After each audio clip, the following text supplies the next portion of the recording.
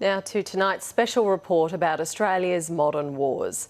The conflict in Afghanistan, which began in November 2001, is now Australia's longest military deployment. 26,000 defence personnel have served there, 41 soldiers have been killed and 262 wounded. In 2003, Australia joined the United States in Iraq and the campaign to overthrow Saddam Hussein. With more than 14,000 ADF personnel involved, 2 were killed, 22 were wounded. Now, Australia's commitment in the Middle East has changed.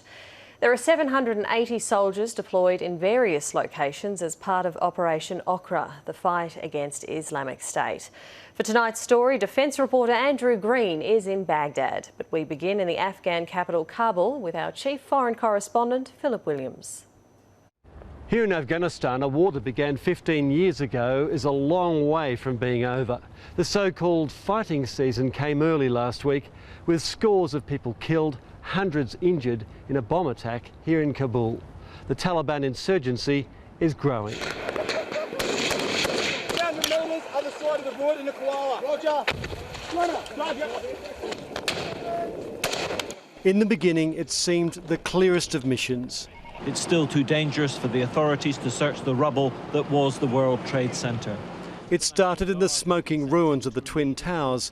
Someone had to pay for this outrage. Afghanistan would be cleared as a terrorist haven. The Taliban government would be forced from power. The ANZUS treaty with the US ensured we would join the fight. But near 15 years later, we're still here, a commitment longer than the 2 world wars and Korean conflict combined.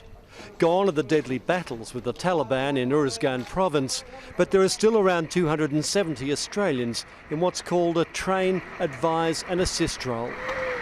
Here they're helping organise the defence of Kabul, where despite the recent attacks, confidence amongst the Afghani forces remains high. The enemy is always active, but we are ahead of the enemies. Always when we go to the mission, we are looking for enemies. Whatever we got them, so we're going to do our job.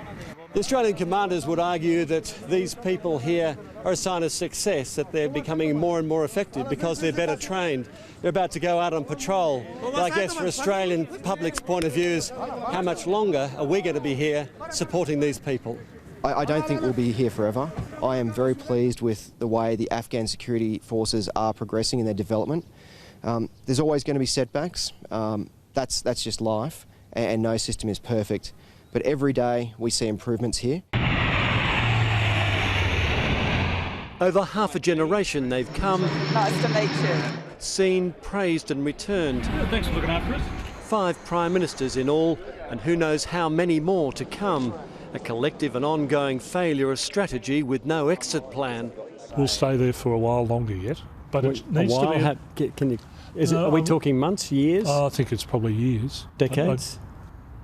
Well, I'm on record as saying that in the broader problem that we have of the fight against terrorism or radical Islam, that it's likely to last for 100 years. If this is the war without end, what risk more families will suffer the agony of the worst of all homecomings? The Australian forces now in Afghanistan are proud of what they say is tangible evidence they are making a difference. They would like their country to be aware they're still here and in harm's way. But while the Afghan defences may well be improving, their enemies are not in retreat. The future of this war-weary nation is still in the balance. While the traditional enemy in Afghanistan remains the Taliban, in Iraq the mission has changed. That's because of the rise of the Islamic State militant group, which has torn Syria apart and divided parts of Iraq. Defence reporter Andrew Green has been spending time with Australian soldiers in Baghdad. This is the next generation of Iraqi warriors hoping to drive Islamic State from their homeland. The American-led invasion a decade ago toppled a dictator, but stability and peace have eluded the country ever since. Islamic State's sudden and devastating rise in 2014 saw Australian forces return in another US-led mission. RAAF Hornets are continuing bombing raids above Iraq and Syria, And at the Taji military complex, the second rotation of 300 Australians is working with Kiwi soldiers to train Iraqi recruits. We are making a difference to their military capability. It's just a matter of how they apply that on the battlefield in their own environment. US officials have recently hinted at a ramping up of operations against ISIS. That's likely to see Australia's Special Forces soldiers sent closer to the front line. It's a fight Taji's local military commander is hoping will be quick. I believe we can defeat Daesh early next year, he optimistically predicts. I think the coalition thinking is that it'll probably take a little bit longer than that. Details of the next battle phase remain unclear, but the immediate goal is the recapture of the Islamic State stronghold of Mosul. There, Iraqi forces will face an increasingly familiar threat. They're doing it on an extremely large scale. They're using IEDs as tactical obstacles. For that reason, many of the Iraqis being trained here are particularly keen to learn how to detect and destroy the deadly booby traps left by the enemy. Australian soldiers are proud of the work they're doing here and say the 6,000 Iraqis they've trained to date have proven themselves on the battlefield. But the petitioning of this enormous training base speaks to the ever-present danger of so-called green-on-blue attacks, where local soldiers turn on their foreign partners.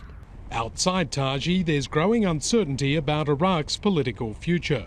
Getting Iraq's military battle ready is the task of these diggers. The politics is out of their hands.